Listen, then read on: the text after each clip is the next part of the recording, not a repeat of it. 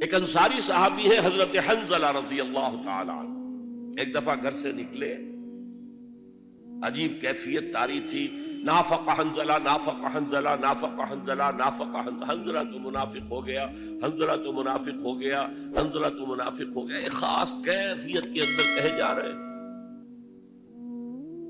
حضرت ابو بکر مل گئے راستے میں، کیا بات ہے حنظلہ، کیا کہہ رہے ہو، کیوں کہہ رہے ہو؟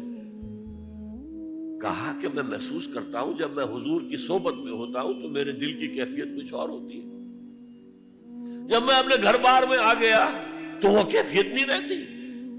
یہی تو نفاق ہے۔ اب اگر حضرت ابو بکر چاہتے تو انہیں سمجھاتے کہ نہیں بھائی یہ نفاق نہیں ہے، لیکن انہوں نے حکمت سے دوسرا راستہ اختیار کیا، بھائی یہ حال تو میرا بھی ہے، حضور کی صحبت میں جب میں ہوتا ہوں تو واقعتاً ایمان کی کیفیت اور بلندی یا ایمان کی گہرائی وہ بالکل کسی اور شان کی ہوتی ہے۔ اور حضرت ابو بکر تاجر بھی تھے، جب میں اپنی دکان پر آ کر بیٹھتا ہوں تو پھر وہ کیفیت تو نہیں رہتی، تو چلو حضور سے پوچھتے۔ حضور کے پاس پہنچ گئے، حضور نے ساری بات سن کر کہا کہ حنظلہ یہ نفاق نہیں ہے، جو کیفیت تمہاری میری محفل میں ہوتی ہے یہ ہمیشہ نہیں رہ سکتی، اگر ہمیشہ رہے تو فرشتے تم سے تمہارے بستروں پر مسافہ کریں گے آ کر۔ فَإِنَّهَا يَا حَنْظَلَةُ سَاعَةً فَسَاعَةً، یہ کیفیت تو کبھی محسوس ہوتی ہے۔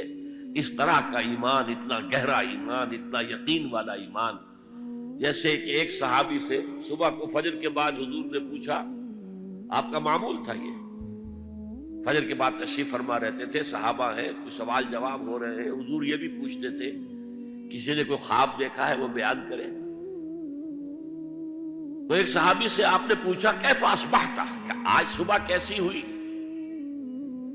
عرض کیا اصبحت مومنا حقا یا رسول اللہ، اے اللہ کے رسول مجھے صبح ایک سچے مومن کی صبح نصیب ہوئی۔ اب یہ جواب بڑا غیر معمولی تھا، اصبحت مومنا حقا۔ آپ نے فرمایا لکل شیء صفت فما صفت ایمانک، ہر شے کی کوئی صفت ہوتی ہے جس کے حوالے سے وہ پہچانی جاتی ہے، تو تم جو دعویٰ ایمان کا کر رہے ہو تو تمہارے ایمان کی صفت کیا ہے، کیفیت کیا ہے؟